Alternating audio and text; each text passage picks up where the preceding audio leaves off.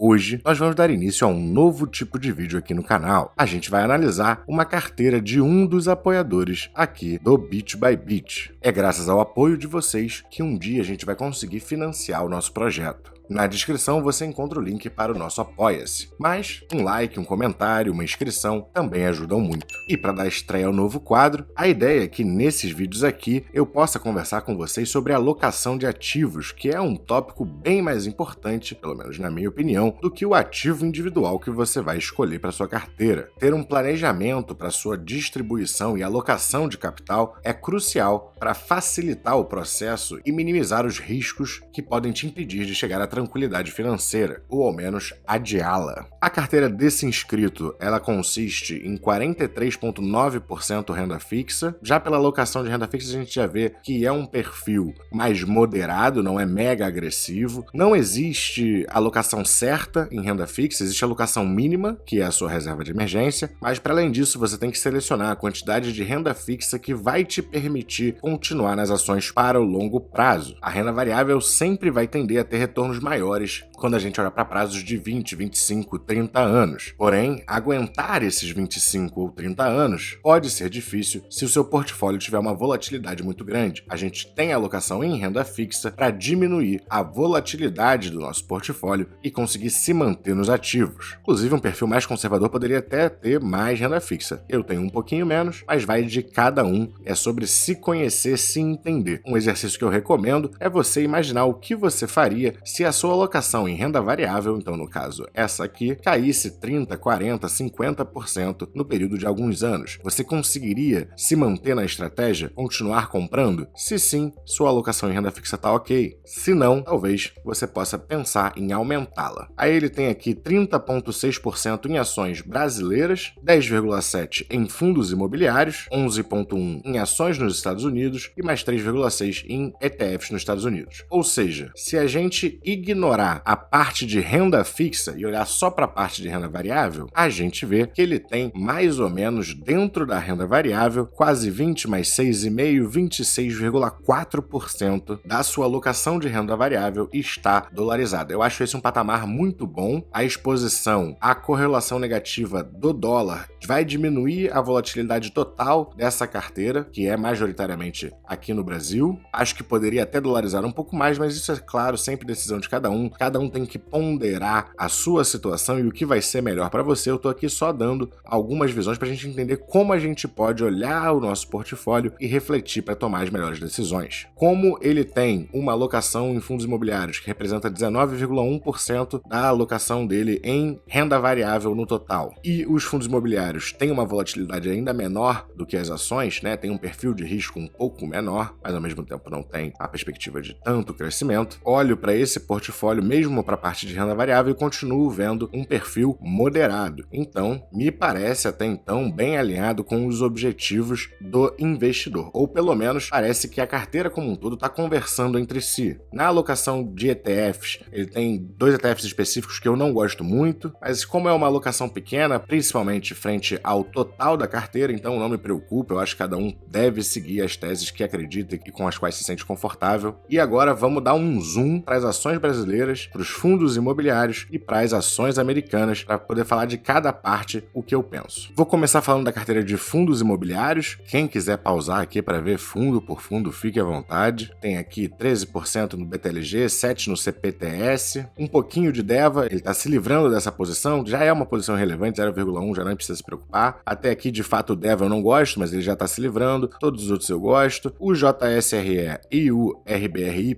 eu não sou um grande fã de nenhum desses fundos, mas eu gosto de todos os outros. E eu não sou conhecedor de tudo, eu de fato não tenho muito estudo sobre esses fundos, podem ser bons fundos, e como é um portfólio bem diversificado, acho que não tem nenhum sinal vermelho aqui nessa carteira. Inclusive, quando a gente olha a alocação setorial dos fundos imobiliários, a gente vê que a gente tem 41% de exposição ao logístico através de fundos bons, e logístico para mim é o setor mais defensivo, então eu gosto de uma alocação grande em logístico dentro de fundos imobiliários, acho que 41% é ótimo. Perto de 30% em papel, em FIIs FIIs de CRI, também acho um volume de alocação bem saudável, não gosto de ter os 60-40 do IFIX, gosto de ter mais tijolo que tem um pouco mais de perspectiva de crescimento para o longo prazo, 10% corporativo e 18,7% shopping. A carteira tá ótima, acho que caberia entrar aqui um pouco de renda urbana, dar uma olhada em TRXF, HGRU, para aumentar um pouco essa diversificação, podendo até diminuir a alocação em papel ou só introduzir através de novos aportes esses novos ativos. Porém, eu não faria esse movimento agora, porque no momento os fundos de tijolo subiram mais e eu tô vendo mais oportunidade nos fundos imobiliários de papel, mas como alocação alvo da carteira, eu gosto de ter mais tijolo. Em ações, a gente tem aqui a sua carteira, você pode dar uma pausa para olhar ativo por ativo se você quiser. As posições mais relevantes são Unipar, Braskem também é relevante porque tem a Braskem 3 e a 5. Inclusive não gosto de ter diferentes ações para uma mesma empresa, mas aqui tem, então a gente pode pensar em 8,1% Braskem, então é relevante, e sendo o mesmo setor da Unipar, acho que fica muita exposição para petroquímicos, ainda mais que a Unipar vai comprar a Braskem, e eu gosto menos de Braskem também, mas eu vou falar mais sobre isso na alocação geral da carteira. De resto, não tem nenhuma empresa que você olha e fala, nossa, que empresa horrível, tem que tirar isso daqui correndo. Um portfólio voltado para qualidade. Se fosse uma carteira minha, algumas coisas seriam um pouco diferentes, talvez em vez de Movida, Localiza. Eu não tenho Agro 3, né? Eu tenho SLC,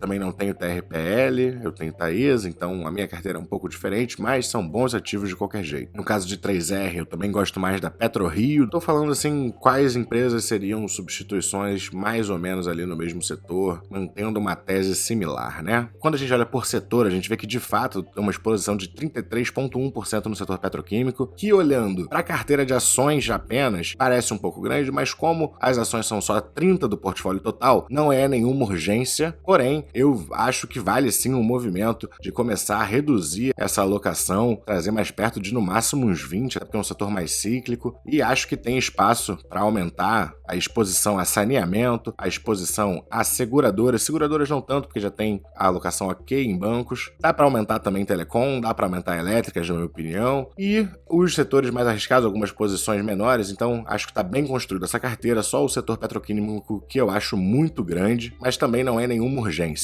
Temos aqui a divisão de tamanho de empresa, e aqui sim a gente tem uma boa diversidade, perto de 20% em small caps e o resto bem dividido entre large e mid caps. Essa carteira de ações tem 77% assim que eu classifiquei como empresas com o dividendo um pouco maior e 23% voltada ao crescimento. Se essa pessoa tivesse só ativos brasileiros, talvez fosse interessante ter mais crescimento. Porém, nos Estados Unidos, está aqui sua carteira, se você quiser pausar, olhar parte por parte, e nos Estados Unidos, por sua vez, é bem mais equilibrado, 50% em crescimento. Então acho que faz todo sentido ele ter mais dividendos aqui no Brasil e mais crescimento lá fora. Gosto desse tipo de estratégia. Voltando para a carteira de ações, a gente vê que 40,5% está em NVIDIA, que, mais uma vez, se o portfólio fosse só isso, seria muito grande. Mas dentro de um portfólio bem maior, isso não é um problema. 14% Coca-Cola, 16% AT&T, 7,3% McDonald's. As outras posições são bem menores, mas empresas de qualidade. Berkshire Hathaway, bem mais arriscada, mas Verizon, Altria, Chevron, 3M com um perfil de risco um pouco maior, mas bem equalizada a sua carteira. Gosto da maioria das posições, não conheço todas, não conheço essa PRIM, então não posso falar especificamente dela. Não tenho nenhum problema a gente ter uma parte da nossa carteira dedicada a um risco maior, e como é uma alocação bem pequenininha, não tem o menor problema. Tem uma posição em Warner Brothers Discovery também, que eu acho interessante, potencial de crescimento aí para longo prazo. Uma posição pequena em Caterpillar, que é um ativo de mais baixo risco, então acho que tem espaço para comprar mais Caterpillar ao longo do tempo, quando ela der a oportunidade. E agora, olhando para a alocação setorial nos Estados Unidos, 43,5% em tecnologia, a maior parte disso é a NVIDIA, que é de fato uma empresa incrível, tá muito cara, mas a pessoa não tá comprando agora, ela é a melhor performer da carteira, então não vejo o menor motivo para vender. 18,8% em telecom, 22,2% em consumo não cíclico, né, alimentação e bebidas e tal, então esses dois juntos aqui diminuem a volatilidade, baixam um pouco o risco da carteira, que já é bem pesada em tech, e mais um pedacinho no setor industrial, em construção civil, em exploração e transporte de petróleo, streaming, e eu botei como seguros aqui, mas é a Berkshire Hathaway, então é quase que um ETF dentro de uma empresa, um ótimo ativo, um portfólio incrível de empresas dentro, não é só seguros, a principal é a Geico, que é de seguros, mas tem várias outras, então é um portfólio de investimentos completo. Nos Estados Unidos, ele tem 91% dos ativos como large caps e uma pequena parte em small e mid caps, que lá para os Estados Unidos, considerando que a gente gente tem várias large caps de alto crescimento, inclusive a própria Nvidia presente na carteira. Acho que faz sentido essa alocação bem grande em large caps, mas tem sim espaço para aumentar tanto as small quanto as mid caps. Então, em geral, gostei do portfólio, achei bem organizado, parece que diferentes partes conversam entre si, faria um pouco diferente, mas a pessoa tendo suas teses, querendo investir nas suas teses, não tem nada de errado. Tomás está dando essas visões, principalmente de ativos específicos, só para o assunto ficar mais completo, mas o que eu queria mesmo que vocês tirassem desses vídeos são as formas de olhar e se pensar a alocação de ativos do seu patrimônio. Olhar a sua carteira como um todo é crucial. Então é isso, o vídeo vai ficando por aqui, eu espero que vocês tenham gostado. Não tem resposta certa do portfólio de cada um, a proposta do vídeo é mesmo a gente conversar, mostrar diferentes óticas de como pensar sua alocação de ativos para você se tornar um investidor melhor, para você fazer esse exercício por si mesmo, refletir por si mesmo e buscar olhar sua carteira de uma maneira macro, que isso é muito importante, é muito saudável ter uma estratégia de alocação macro, ter as suas porcentagens definidas de acordo com o que você quer, de acordo com seus objetivos. Espero que vocês tenham gostado do vídeo. Se gostaram, não esqueça de dar aquele like, se inscrever no canal, deixar o seu comentário. Se quiser fazer a sua doação lá no Apoia-se, o link tá na descrição. Muito obrigado a todos os apoiadores e vou deixar também na descrição o nosso site aqui, The Valuation, que a gente está construindo, tá meio que em teste ainda, mas você já pode ir testando. Se quiser dar qualquer feedback, peço que venha no Instagram do canal, mande uma mensagem pra gente poder estar sempre melhorando e evoluindo o site. Muito obrigado por assistir até aqui, bons investimentos e até a próxima!